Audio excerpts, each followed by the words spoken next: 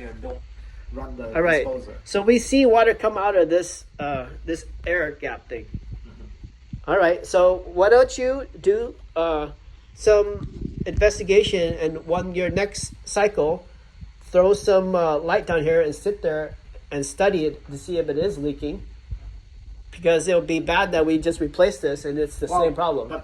But the other thing is, it's not just that this is a functional unit. We wanted a quieter, better, more efficient, and better layout, right? This is not very good compared to the ones we want. Okay. The one we want would have like a better machine. Got it. So like I don't mind spending the money to get a better machine. All right.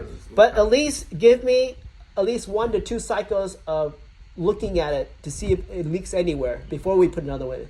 Okay. And that way, once we replace it, we're more confident that we don't have to go back in there the second time because we got to the root problem. But I don't see the point. Like, if this unit itself is unwanted, I don't even see the point of testing this thing.